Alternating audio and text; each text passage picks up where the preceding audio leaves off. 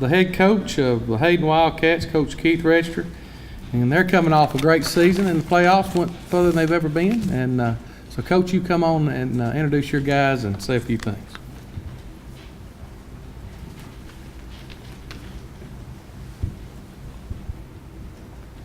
I'd like to echo what the rest of the coaches have said. Thanks to WCRL. With the app that y'all did, we have been able to touch people outside of the little town of Hayden. For example, my mom and dad lives in Northwest Florida. They listen every week. We've had people that's gone to softball stuff in Atlanta and over South Carolina. They would listen as far as they could and then switch over to use their internet. It's been wonderful for us. It's been wonderful for our community. We've gone away games, and down at Fields Grill, they would have a eating party with the radio station on. So it's been great to pub our kids because we're out there in the middle with Birmingham. The Birmingham news don't come up. It just kind of, we're in a no man's land. So it helps our kids. It makes our community feel good. It makes the kids feel good. They get to hear their name on the radio. Their parents feel good, so sometimes when I make a bad call, they may not be as mad as me as because they're on the radio. But it's been, thank you. It's been wonderful for us, wonderful for not only just football, no basketball. They've done it for softball. It's been wonderful for us. Two guys I brought, Colton Shirley. He plays DB, and he's one of my running backs. We run a communist offense, so we run the ball 99.9% of the time. He's probably more of a wide-out type position, but he had almost 700 yards rushing. And I don't have the stats on top of my head, but I think he may have led our teams in touchdowns because we really don't do individual stats. We push teamwork. We push being a team first and foremost, and whoever's running that spot, if he scores a touchdown, it's a team's touchdown. But he probably led the team and some of the runs he made. Leonard Johnson to my far right. He also plays DB, and he plays the left half. He is committed to the University of Duke for us, which is a big thing for us because we just don't have many to commit year in and year out.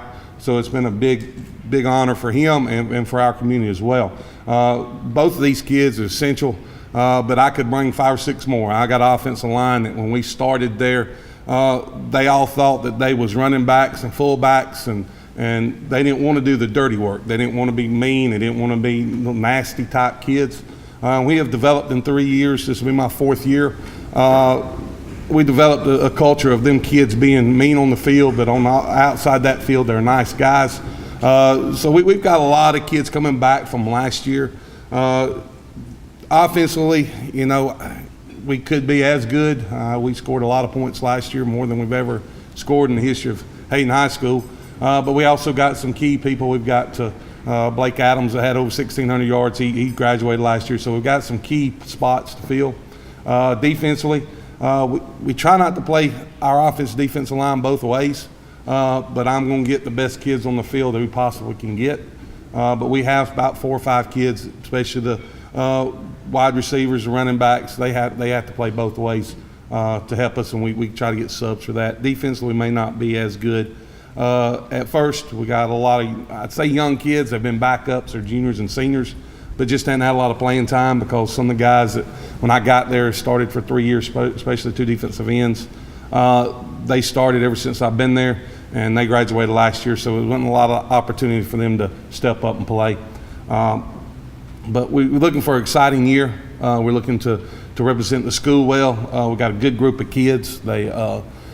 They do the things we like. They do the things that we stand for. We always say God, family, and then football, whatever sport they're in, athletics. And we try to preach that to them, and they seem to go with it. They bought into what we're doing.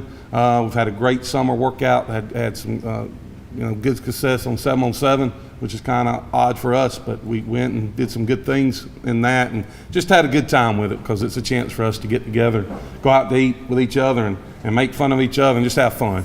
One of y'all want to say anything? No.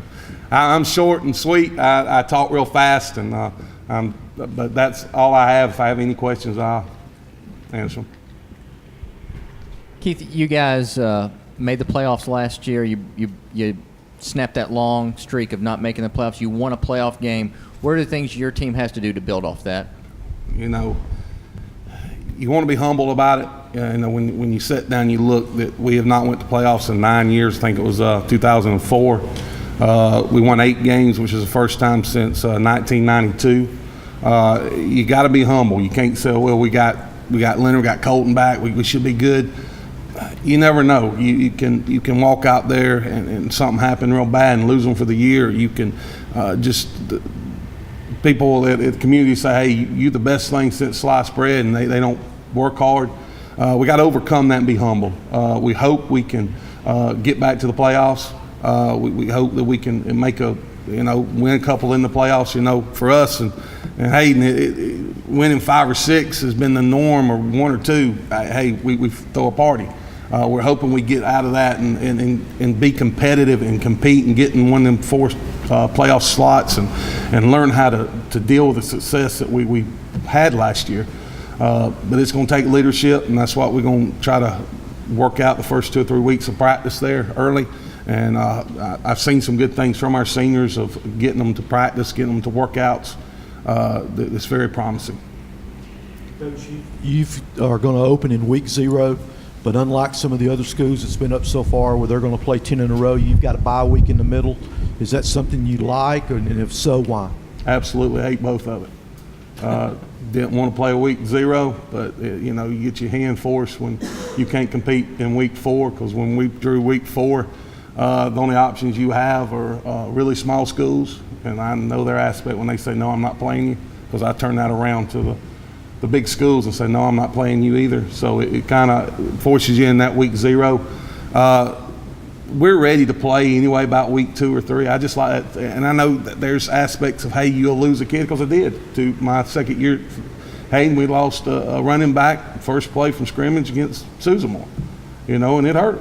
But I kind of like getting them out there and just getting that nerve out, to get the nerves out of them and me.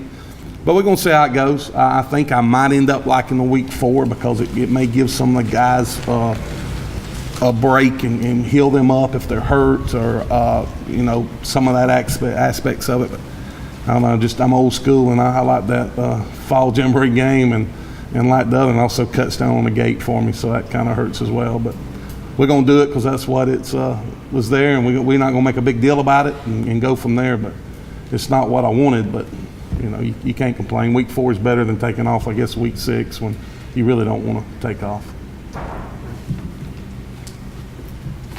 Thank you, sir. Thank you.